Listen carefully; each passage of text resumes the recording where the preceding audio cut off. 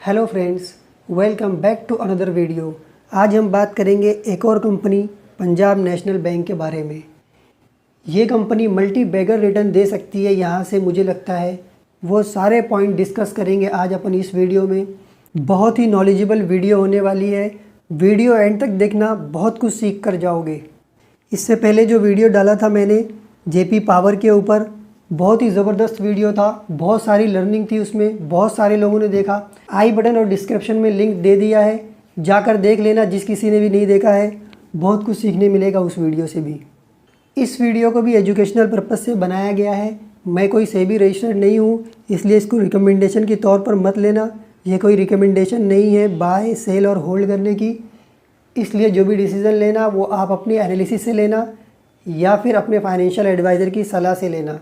तो चलिए फटाफट शुरू कर लेते हैं आज की वीडियो को। तो फ्रेंड्स, अभी जब मैं इसका वीडियो बना रहा हूँ तो इसका प्राइस चल रहा है 67.4, 3% अप है। अभी ये मार्केट लाइव है जब मैं ये वीडियो बना रहा हूँ। इसका टारगेट क्या है, कहाँ तक जा सकता है, वो सब बात कर लेंगे अपन अभी थोड़ी देर में जब चार्ट पर जाएंगे। सबसे पहले तो देख लेते हैं कि कंपनी की वैल्यूएशन क्या है आज के समय में। वैल्यूएशन देखेंगे तो आज के समय में कंपनी फ्री में मिल रही है। यस, फ्री में मिल रही है। इसको आसानी से समझने के लिए मैं एक एग्ज़ाम्पल दे रहा हूँ, पहले उसको समझ लो, बाकी सब आसानी से समझ जाओगे। तो देखो, फॉर एग्ज़ाम्पल एक दुकान है और उस दुकान का ओनर उस दुकान को 10 लाख रुपए में बेच रहा है। आपको भाव ठीक लगा, आपने उससे वो दुकान 10 लाख रुपए में ख़रीद ली। बाद में आप उस दुकान के अंदर गए, उस दुकान में एक तिजोरी रखी हुई थी।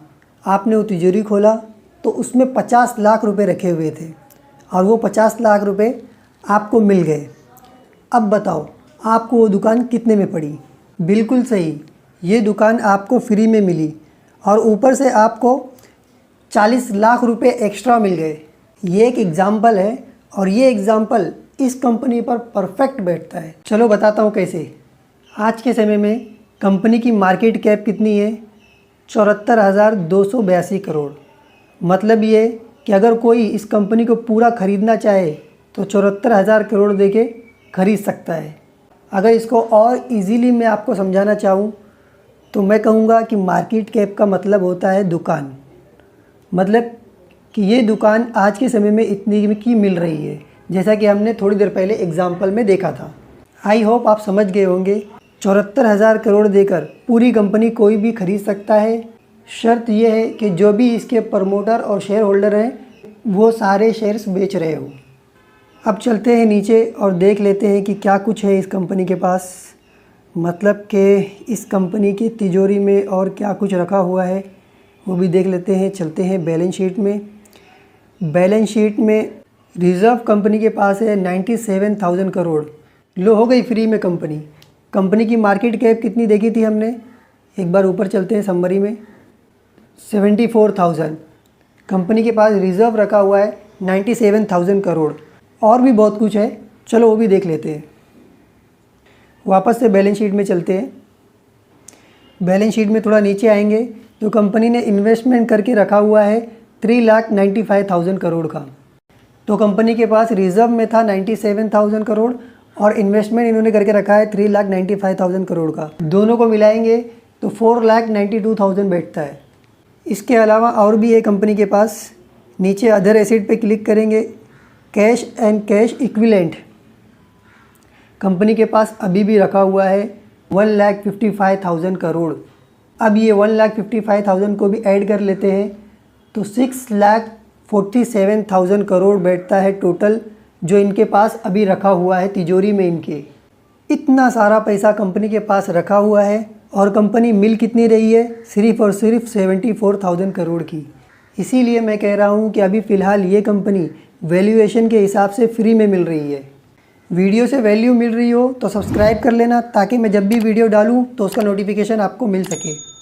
बैंक लगातार बहुत अच्छा कर रही है पिछले 3-4 सालों से। बोरोइंग कंपनी का लगातार बढ़ रहा है। ये एक प्लस पॉइंट है कंपनी का, क्योंकि हम बैंक को एनालाइज कर रहे हैं और बैंक के केस में बोरोइंग कंपनी के लिए एसेट होती है, ना कि लाइबिलिटी। क्योंकि बैंक का काम ही होता है लोन लेकर आगे लोन देना। तो जब भी आप बैंक को एनालाइज कर रहे हो तो बोरोइंग को एज अ एसिड देखना, ना कि लाइबिलिटी। क्वार्टरली रिजल्ट भी कंपनी का बहुत अच्छा आया है।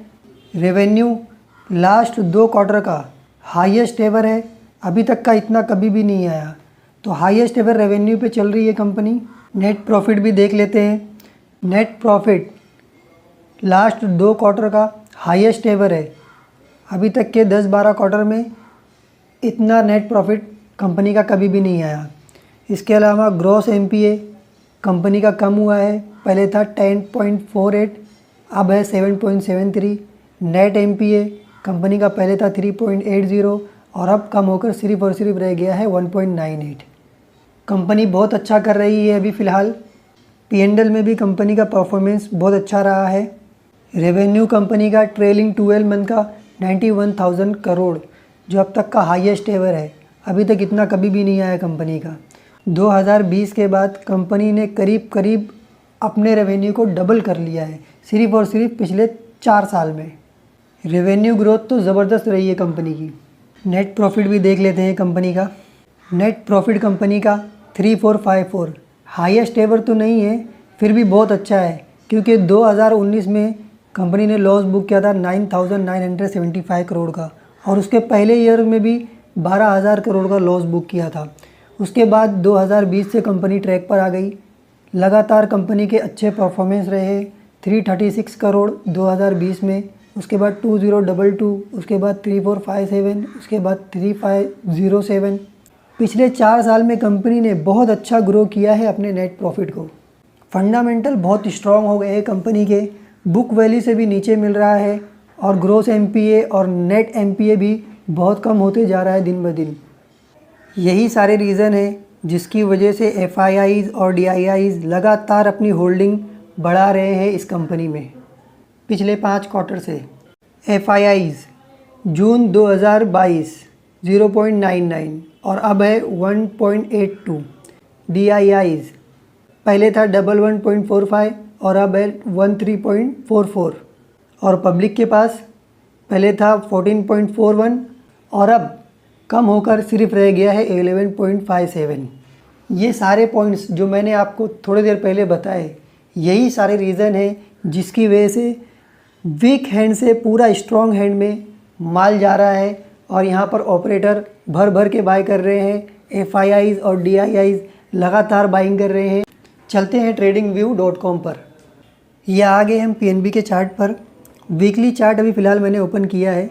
यहाँ पर मैं आपको सबसे पहली चीज़ जो आपको बताता हूँ, ऑपरेटर क्या कर रहा है। यहाँ पर थोड़ा सा चार्ट ऊपर ले लेता हूँ ताकि आसानी से समझ में आ सके। यहाँ पर ऑपरेटर माल भर रहा है। आज तक इससे पहले इतना वॉल्यूम कभी भी नहीं आया, आप खुद ही देख लो।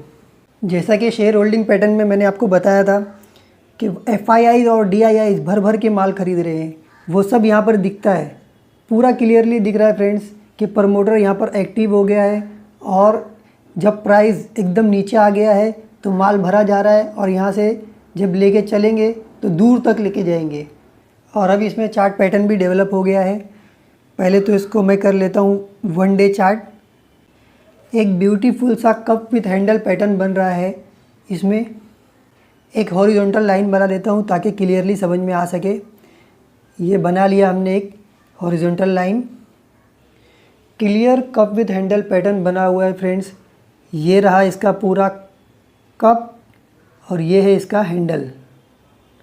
और अब यहाँ से ब्रेकआउट भी हो चुका है, और ब्रेकआउट से आगे चलने के लिए रेडी है स्टॉक। अब यहाँ से सीधा ऊपर जाएगा। तो पहला टारगेट इसका क्या है वो मैं बता देता हूँ आपको। तो पहले टारगेट के लिए हम कप की डेप्थ से पिक करेंगे और हॉरिजॉन्टल लाइन तक इसको मेजर कर लेंगे। ये आता है 1.31%। उसके बाद इसको नेक लाइन के ऊपर प्लॉट कर लेंगे। ये हमने इसको प्लॉट कर लिया। इसको कर लेंगे नीचे और यहाँ पर बना लेंगे एक और हॉरिजॉन्टल लाइन। ये है हमारा पहला टारगेट 97.05, जो लगभग इस कंपनी की बुक वैल्यू के करीब है। चलो एक बार देख लेते हैं स्क्रीन पर इसकी बुक वैल्यू कितनी है अभी। तो कंपनी की बुक वैल्यू है अभी 90 रुपीज़, और जो हमने देखा उसका टारगेट भी बैठता है 97। तो लगभग बुक वैल्यू के आसपास का पहला टारगेट है इसका। और अब देख लेते हैं दूसरा टारगेट क्या बैठता है। दूसरे टारगेट के लिए पहले ओपन कर लेते हैं वीकली चार्ट, ताकि पूरा चार्ट स्क्रीन पर आ सके। दूसरा टारगेट है कंपनी का ये, जहाँ से कंपनी का शेयर प्राइस गिरना शुरू किया था। अब ये यहाँ तक जाने का पोटेंशियल रखता है। एक बार फिर से यहाँ पर एक हॉरिजॉन्टल लाइन बना लेते हैं। अब इसको करंट प्राइस से मेजर कर लेते हैं और देख लेते हैं कितना पोटेंशियल गेन है इस कंपनी का फ़िलहाल। तो यहाँ से दूसरा जो इसका टारगेट बैठता है वो बैठता है 229। 253% का पोटेंशियल गेन है, जो कि एक बहुत अच्छा पैसा होता है। पहला जो इसका टारगेट है 56% का, ये आ जाना चाहिए मेरे हिसाब से 6 मंथ में, मतलब 2 क्वार्टरली रिज़ल्ट में। और दूसरा टारगेट जो है इसका 253% का, ये आ जाना चाहिए कम से कम 2 साल में। 2 साल में नहीं भी आया, अगर 3 साल में आया तो भी बहुत अच्छा गेन है ये 253%। 3 साल में अपने पैसे को 2.5 गुना करने का बहुत ही अच्छी अपॉर्चुनिटी है इस स्टॉक में। स्टॉक मार्केट का एक थंब रूल है फ्रेंड्स, वो हमेशा याद रखना, 5% से ज़्यादा किसी भी स्टॉक में मत लगाना। अपने पोर्टफोलियो में कम से कम 20 स्टॉक तो होने ही चाहिए, ताकि कभी कोई स्टॉक वॉलेटिलिटी का शिकार भी हो जाए तो अपने पोर्टफोलियो को ज़्यादा फ़र्क ना पड़े। इसलिए 5% से ज़्यादा किसी भी स्टॉक में मत लगाना। और स्टॉप लॉस लगाकर कभी भी काम मत करना। स्टॉप लॉस लगाकर कभी भी किसी के पैसे नहीं बने हैं। हाँ, ब्रोकर्स और टीवी चैनल वालों के पैसे बने हैं। आज तक मार्केट से जिन्होंने भी बड़ा पैसा कमाया है, उन्होंने कभी भी स्टॉप लॉस नहीं लगाया है। उन्होंने स्टॉप लॉस लगाया है तो सिर्फ़ और सिर्फ कंपनी पर। बेकार कंपनियों पर स्टॉप लॉस लगाओ और अच्छी और फंडामेंटल कंपनियों को पिक कर उसमें ट्रेड करो बिना स्टॉप लॉस के। बहुत पैसा कमाओगे, ज़िंदगी भर पैसा कमाओगे। सब्सक्राइब नहीं किया है तो सब्सक्राइब कर लेना, ताकि मैं जब भी वीडियो अपलोड करूं तो उसका नोटिफिकेशन आपको सबसे पहले मिल सके। मिलते हैं फिर अगली वीडियो में एक और अपॉर्चुनिटी के साथ।